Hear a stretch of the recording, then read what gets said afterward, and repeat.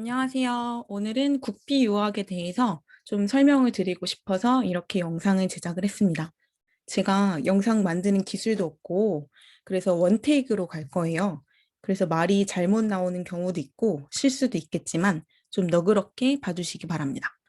일단은 제가 국비 유학을 붙은 거는 총 2번을 합격을 했습니다.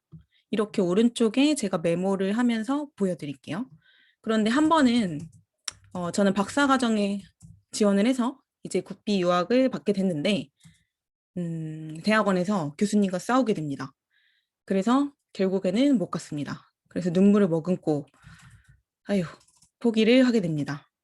대학원에서부터 제 인생이 꼬였나? 아무튼, 그 다음에 이제 작년에 2번째에 다시 지원을 하게 되고요.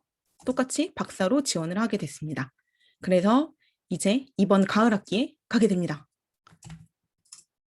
네, 일단은 저는 계속 관심이 있었었고요. 한 4, 5년 정도 그냥 지켜보고 있었던 것 같아요. 그래서 대학생 때부터 국비유학이 뭔지 이런 거를 한번 계속 봤었던 것 같고, 그리고 공고가 언제 나는지 지켜봤었고요.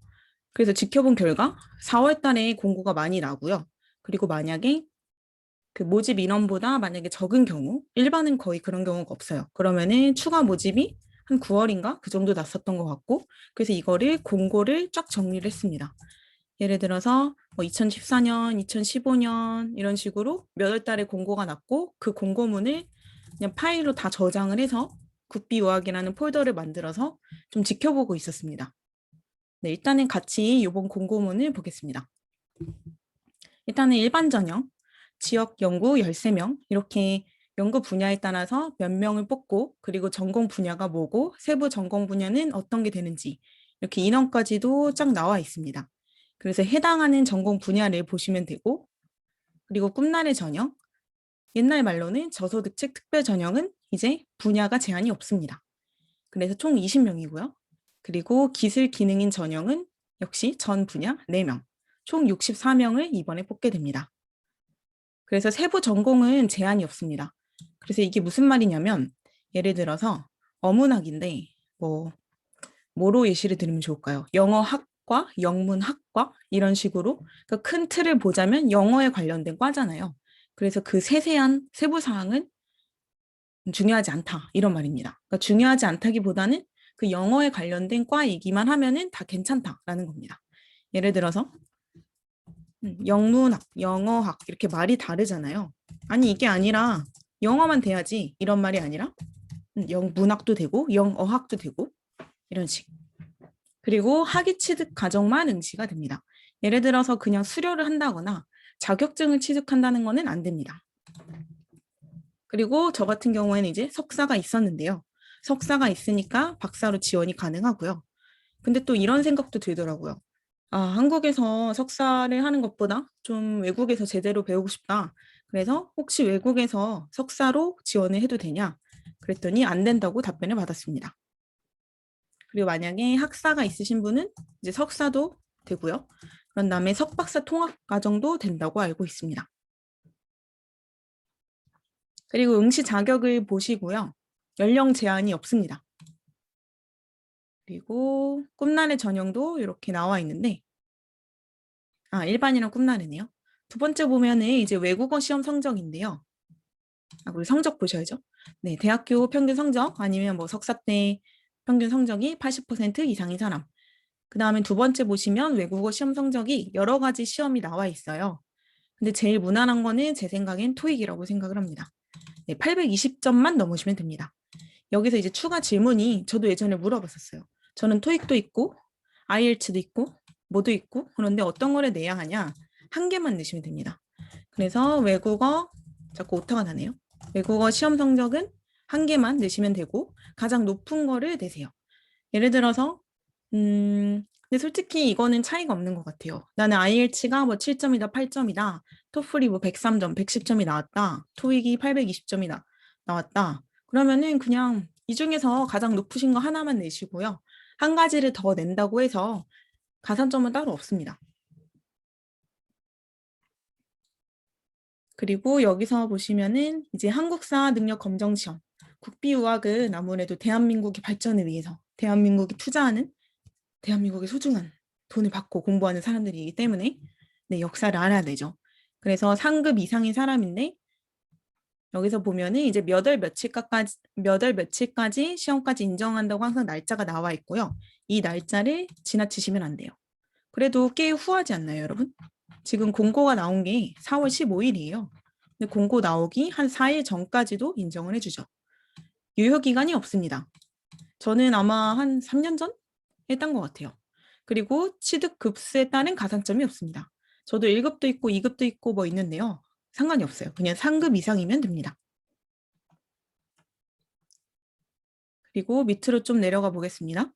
저는 기술 기능에는 잘 모르기 때문에 한번 쭉 읽어보시고 공고문을 꼼꼼히 살펴보시는 게 굉장히 중요합니다.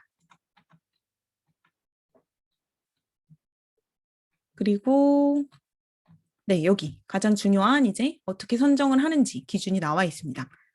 네, 1차에서 서류 심사를 하게 되는데요. 한국사 시험 성적 20점 무조건 챙기셔야 되고요. 만점. 그다음에 외국어 시험 성적 20점 챙깁시다. 그러면 40점이고 그리고 학업 성적은 높을수록 좋은 것 같아요. 여기 괄호에 1번이라고 나와 있는데 좀 이따 찾아볼게요. 이게 1이 뭔지. 네, 대학교 성적이니까. 그리고 네 번째 보시면은 지원 전공과 관련된 대외 활동 실적인데 이거는 진짜 흔히 이제 영끌이라 그러죠. 저도 영어까지 끌어모아서 전공과 관련된 대외 활동 실적을 진짜 많이 적었던 기억이 납니다. 근데 또 아주 그렇게 깊게 연관이 안 되어 있는 것들도 있어요. 좀 약간 이거 끼면 좀 에바다 이런 거는 좀 제외를 했었던 것 같습니다. 그리고 가장 중요한 거 하이라이트 국외 수학 계획서, 자기소개서를 포함한 이 계획서가 가장 중요하고요. 그리고 이 작업을 한글로 미리 해두시면 좋은 점이 나중에 외국 대학원에 지원을 할 때 계획서를 내시잖아요. SOP. 그러면은 이걸 토대로 이렇게 작성을 하시면은 2번 할 일을 한 번만에 끝내실 수 있어요. 근데 저는 이때 막 너무 급하고 그래서 좀 다시 썼던 것 같은데 제가 만약에 다시 국비 지원을 한다면은 먼저 한글로 이걸 좀 생각해 두고 있다가 그 다음에 영어로 변환하는 작업을 할 것 같습니다.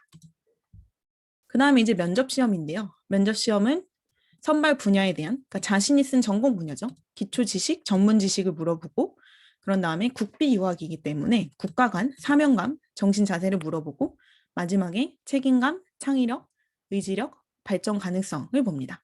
그리고 여기에 특이사항은 대학원 성적은 참고 자료로만 활용이라고 되어 있네요. 그러면은 이 말은 좀 학부 성적이 더 중요하다 이렇게 볼 수도 있고요. 아니면은 긍정적으로 대학원 성적이 내가 그렇게 좋지 않았다. 그렇지만 참고 자료니까 다른 게 뒷받침된다면은 이거를 커버할 수 있다. 이렇게 이해하시면 될 것 같습니다. 제가 생각했을 때는 사실 이게 가장 중요한 것 같아요. 여러분 외국에 이제 원서를 넣으시면 알겠지만 딱 계획서를 보고 나서 이 사람을 뽑을지 말지 결정을 하잖아요. 그래서 제 생각에는 이거에 가장 많이 공들여셔야 된다고 생각을 합니다. 저도 한 달, 한두 달 정도? 한 달 정도 이제 공들였었고요. 그리고 이제 온라인 사전 설명회가 이번 연도부터 생겼습니다. 그래서 유튜브에 검색해 보시면은 4월 22일에 3시에 했었고요. 제가 이거를 들어가 봤었는데 실시간 질문 답변하는 시간도 있었더라고요. 저는 이제 생방송은 못 들어가고 나중에 업로드한 영상만 봤는데 아쉽게도 그 실시간 질문 답변에 올라갔을 거 아니에요, 질문들이. 근데 그거를 업로드된 영상에는 그게 아무런 말이 안 들리더라고요. 그래서 그게 좀 아쉬웠습니다. 그리고 응시 원서 시스템을 입력하는 기간이 있는데 여러분 공고는 4월 15일에 나왔잖아요. 그런데 입력하는 기간은 5월 17일이에요. 그러니까 이런 기본 준비, 그러니까 어학 성적도 필요하고 한국사 성적도 필요하고 이런 거를 다 마치신 다음에 이제 입력을 하시면 됩니다. 그다음에 등기우편 제출하는 거. 네, 소인 날인이니까요. 28일까지 도장이 찍히면 됩니다. 저는 항상 이런 게 헷갈리더라고요. 그래서 서류 심사를 하시고 발표를 하게 됩니다. 네, 일정에 체크하세요. 그 다음에 2차 면접 시험은 7월 16일입니다. 이것도 체크하시고요. 금요일이니까 혹시 회사 다니시는 분들 잘 체크하세요. 최종 합격자 발표는 면접을 보고 나서 2주 후에 나옵니다. 그리고 사전 교육이 있습니다. 근데 이거는 사전 교육은 합격자에 한해서 세부적으로 이제 정보를 주실 겁니다. 그 다음에 연수도 있고요. 근데 코로나 때문에 지금 어떻게 되는지 모르겠어요. 네, 그래서 이제 원서 접수하는 방법을 보겠습니다. 네, 한국유학종합시스템 사이트에 가셔서요. 회원 가입을 하셔야 됩니다. 아이디 비번 잊지 마시고 그 다음에 장학금 메뉴 들어가셔서 국비유학생 선발 파견을 누르시고 그 다음에 신청을 누릅니다. 여기서부터는 제가 다시 동영상을 끊어서 2부에서 말씀드리도록 하겠습니다.